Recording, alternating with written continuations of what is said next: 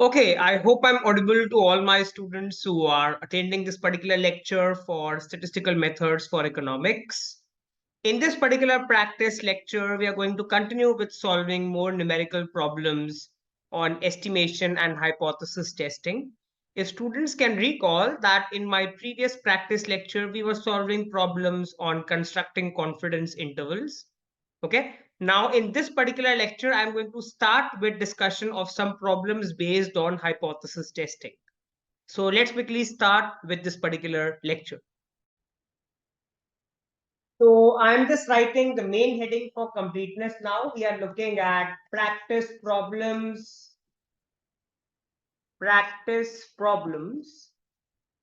based on the concept of estimation and hypothesis testing. Estimation and hypothesis testing.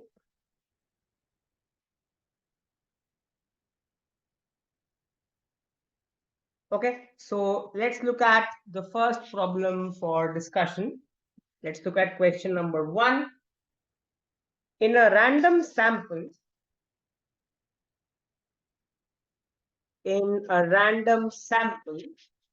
of 400 persons from a large population,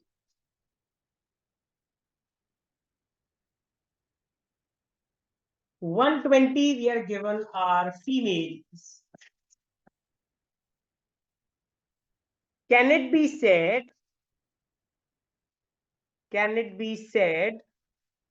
that males and females are in the ratio of 5:3 in the population?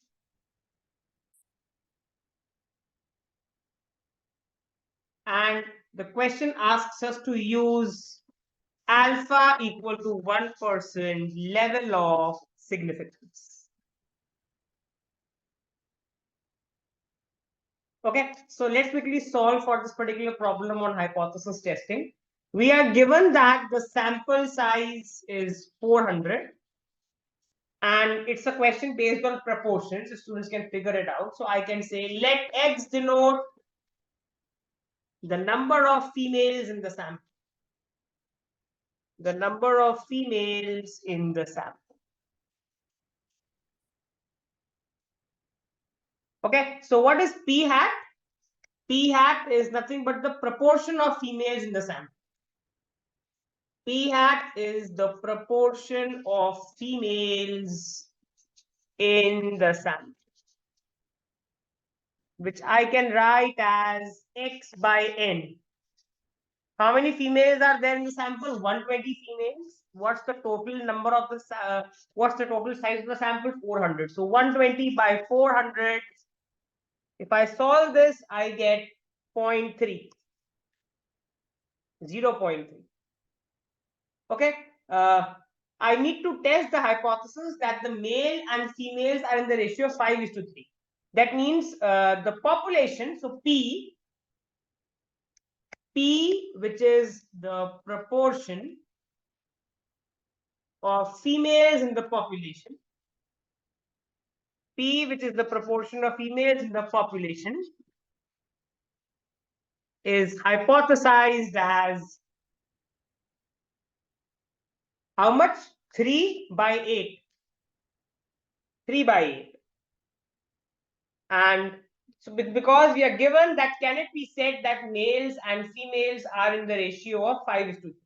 So let's figure out how much is 3 by 8. It's 0.37.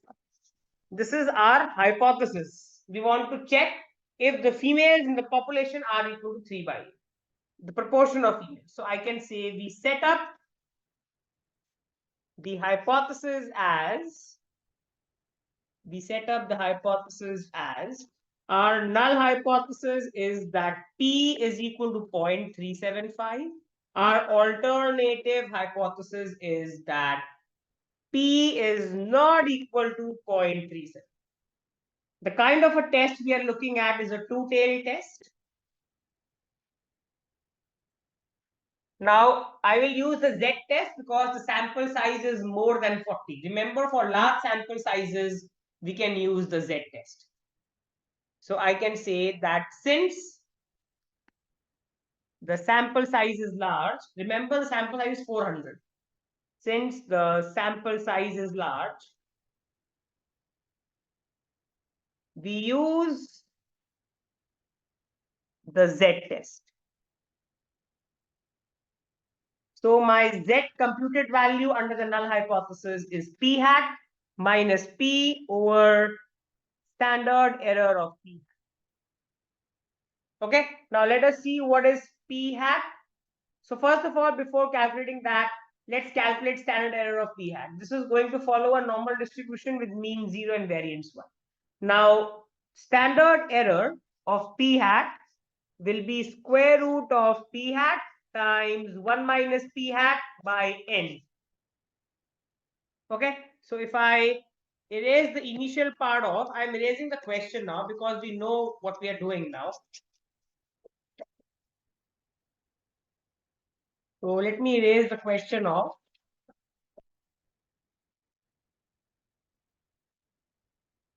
Okay, and let's work out the standard error of P.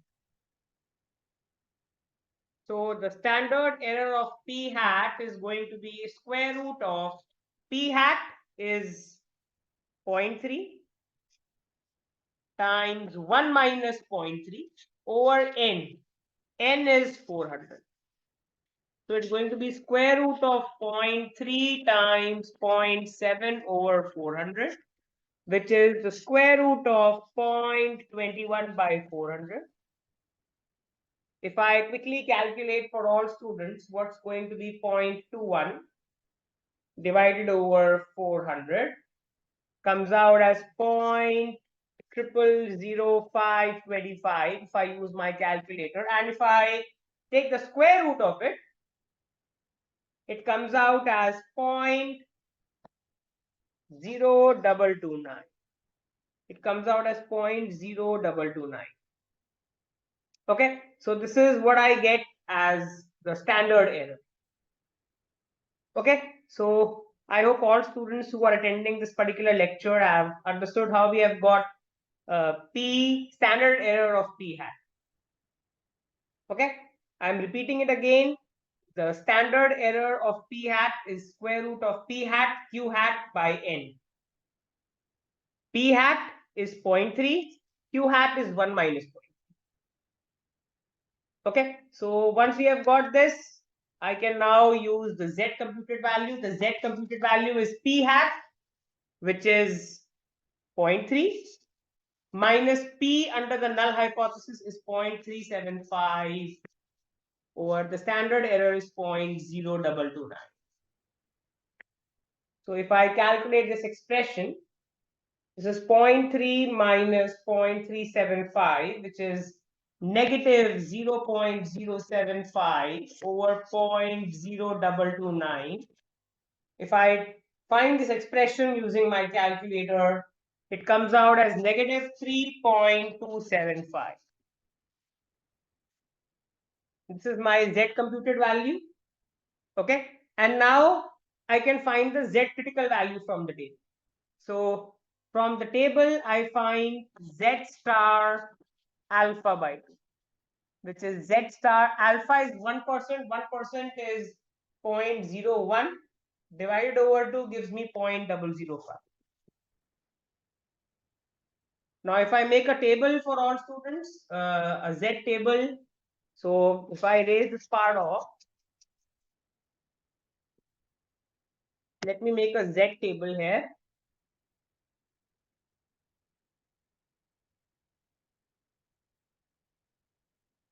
So I need to find out that value of Z such that the area to the right of it is 0.005. That means the area to the left of this is 0.995. So I need to find out phi of 0.995. This is nothing but phi of 0.995.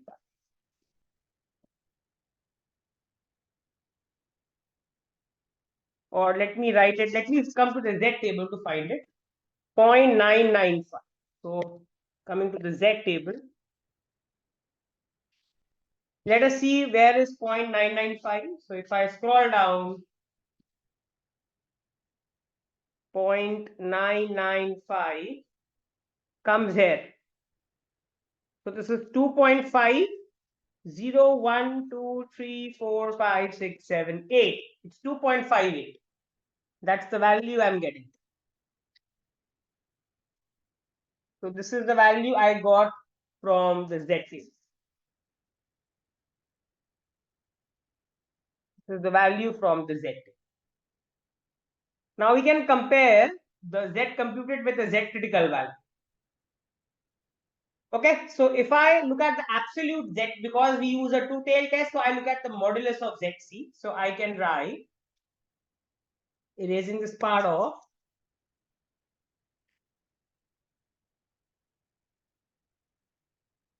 I can write that since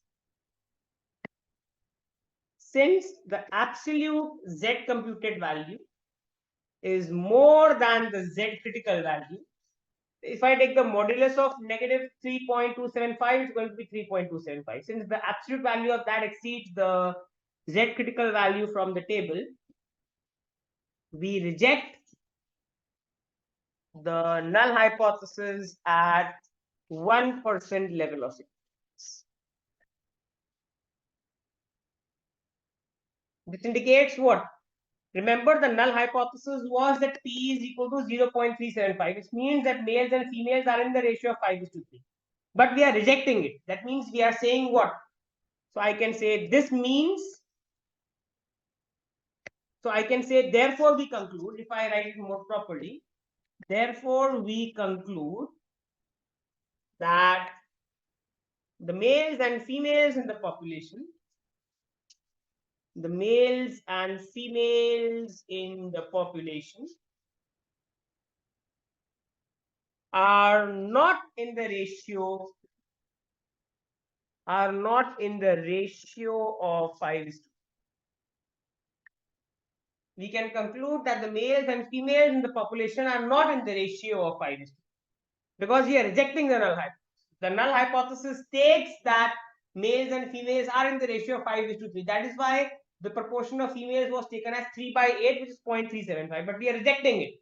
If we are rejecting it, it means we are saying that the males and females in the population are not in the ratio of 5:2. Therefore, the result is significant at 1% level. Okay, so hoping students have understood this. Let's look at question number 2 for practice. A manufacturer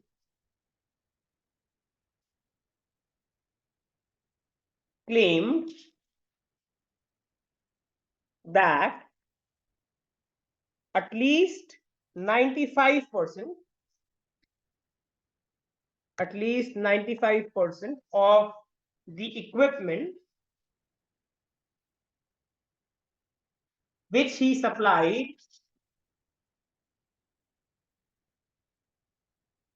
to a factory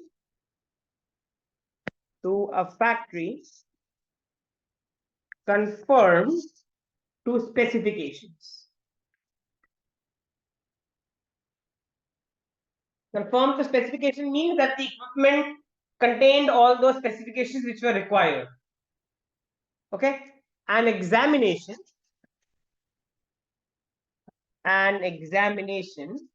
of a sample of 200 pieces of equipment revealed that 18 were faulty. Test this claim at 5% level of significance. Test this claim at 5% level of significance. Okay, so let's quickly solve this particular problem. Again, it's based on hypothesis testing. Okay, so again, if you look at the sample size is 200 pieces, so n is 200. Manufacturer claims that at least 95% of the equipment supplied to the factory have conformed to specifications. So I can first of all say that let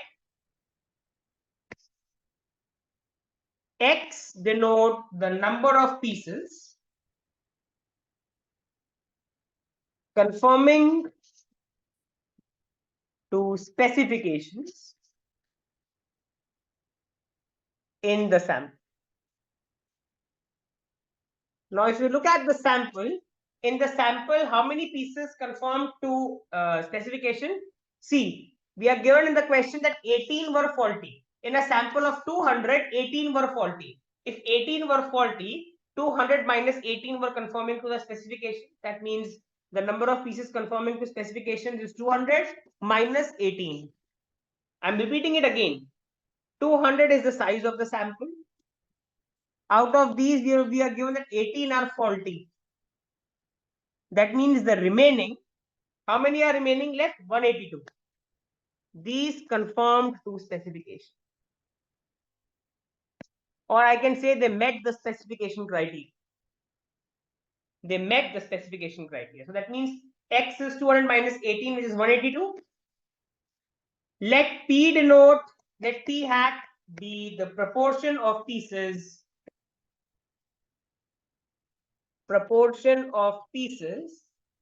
conforming to specifications, proportion of pieces conforming to specifications in the sample. So what is P hat? P hat is going to be 182 pieces which conform to specification divided over the total 200. So this comes out, use your calculator, verify it's 0.91. And now, what is the hypothesized value of P?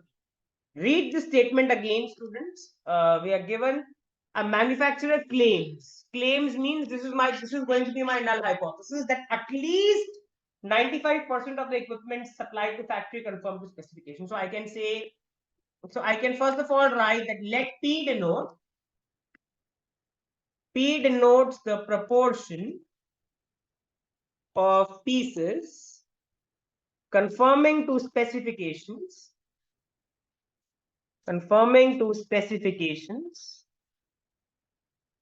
in the population. So we set up the hypothesis as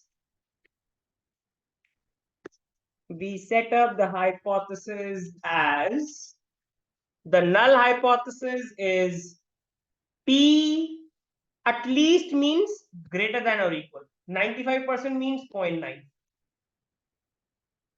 Because this is what the manufacturer claims. The manufacturer claims that at least 95% of the equipment met the specifications.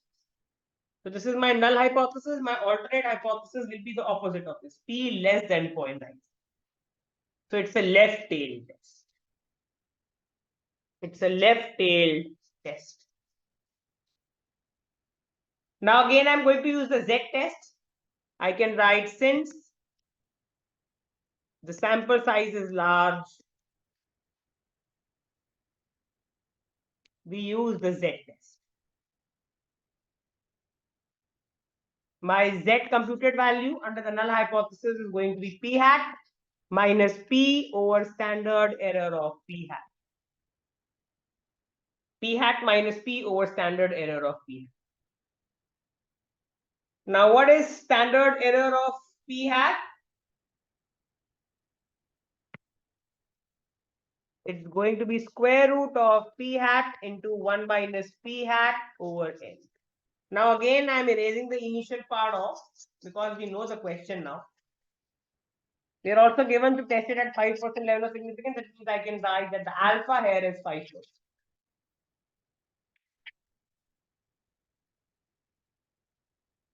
So I can write that the alpha here is 5%, which is 0.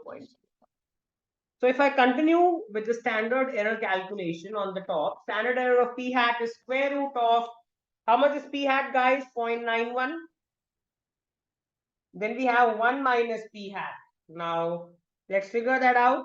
So 1 minus p hat is going to be 1 minus 0.91 over n. N is 200. So it's the square root of 0.91 times, how much is 1 minus 0.91? 0.09 over 200. This is the square root of 0.0819 over 200. So this is the square root of 0.004095. And if I take the square root of this particular number, I get 0.02. 0.02 approximately. Okay, so what will be my Z computed value? P hat is 0.91 minus P is under the null hypothesis 0.95 over standard error of P hat is 0.02 approximately. So I can write this as 0.91 minus 0.95 is minus 0.04 over 0.02, which comes out as -2. Okay, now if I take alpha as 5%, let's find Z star alpha. Why I'm not taking alpha by 2? Because it's a left tail test. It's a left tail test, so we will not take alpha by 2. We will only take alpha. So this is Z star, alpha is 0.05. That means if I come to the Z table, so if I draw a diagram first of all here, I need to find that value of Z such that this is 0.05 and this is 0.95. So let's search for 0.95 because the table gives us everything to the left of that area. So 0.95 appears here. This is 1.6 under 0, 1, 2, 3, 4, 5. So 1.65 is my answer from the Z table.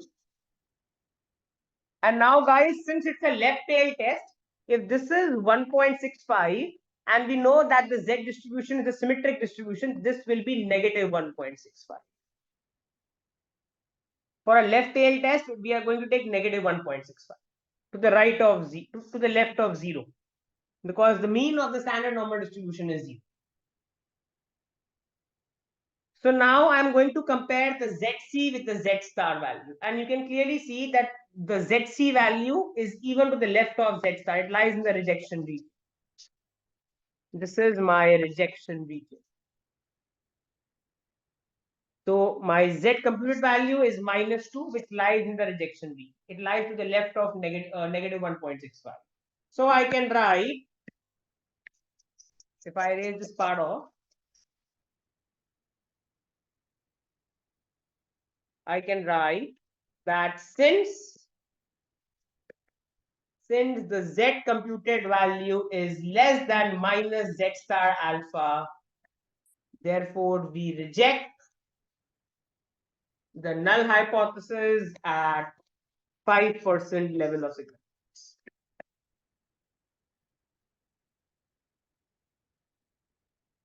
Okay, so therefore we reject the manufacturer's claim, whatever the manufacturer had hypothesized that this is P greater than or equal to 0.95, this gets rejected. We reject the manufacturer's claim at 5% level of significance.